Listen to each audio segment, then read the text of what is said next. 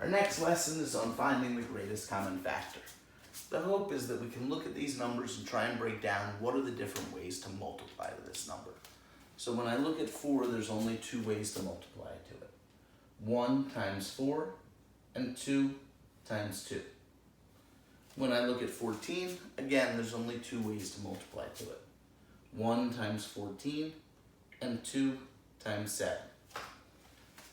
Normally, since there's 2 ways to do this and 2 ways to do this, there'd be a total of 4 numbers here to consider, 4 numbers here to consider, and I have to say which one is the greatest.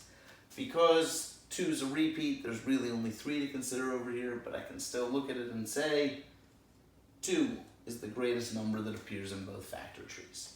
For that reason, 2 is the greatest common factor. When I go to do this problem, I can break this down where 10 could be 1 times 10 or 2 times 5. 30 could be 1 times 30, 2 times 15, 3 times 10, or 5 times 6. So again, it's great if you can come up with these different ways to multiply them. You also can try divisibility rules and just go in a calculator and keep dividing by numbers, see what the biggest thing that goes in is. But hopefully if I can make these lists, I see 10 is the largest number on both lists. When I go to do factor trees for 18 and 24, 18 gives me 1, 18, 2, 9, and 3, 6. 24 gives me 1, 24, 2, 12, 3, 8, and 4, 6. When I look at these two lists and I say what's the biggest number on both, 6 is the largest number that appears on both, so 6 is the greatest common factor. With 16 and 24, I already have 24 written out here, so 16 I just have to say is 1 times 16, 2 times 8, or 4 times 4. When I compare this list with this list, I see that 8 is the largest number on both lists, so 8 is my greatest common factor. For 36, the ways to get there are 1, 36, 2, 18, 3, 12, and 4, 9. Oh, and 6, 6, sorry. For 42, I can get there 1, 42, 2, 21, 3, 14, 4 doesn't go into 42, 6 does. When I look at my two lists, 6 is the largest number that appears on both lists, so it is my greatest common factor.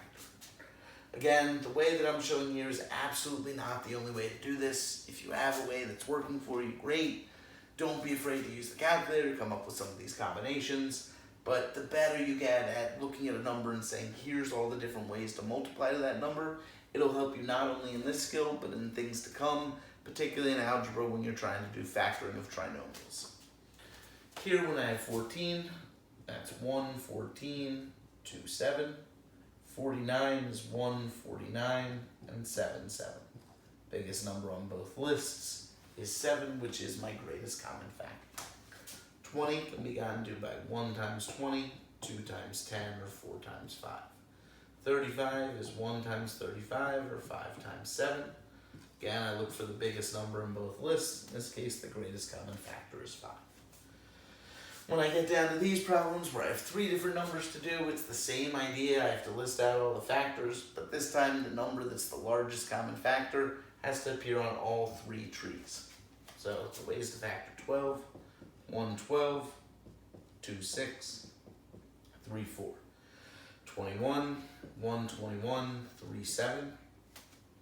27, 1, 27, 3, 9.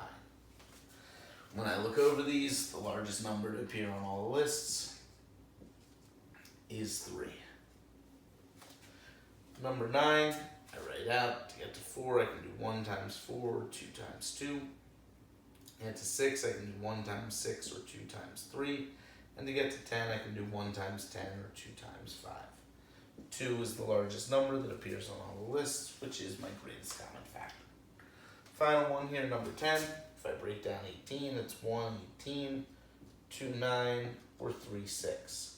If I break down 36, it's 1, 36, 2, 18, 3, 12, or 4, 9, or 6, 6. When I break down 60, it's 160, 230, 320, 415, 512, 610.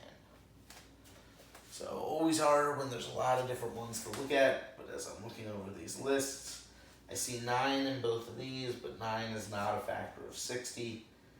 Next biggest one I see is 6, that is on both lists, and also appears here on this third list. So 6 is the greatest common factor.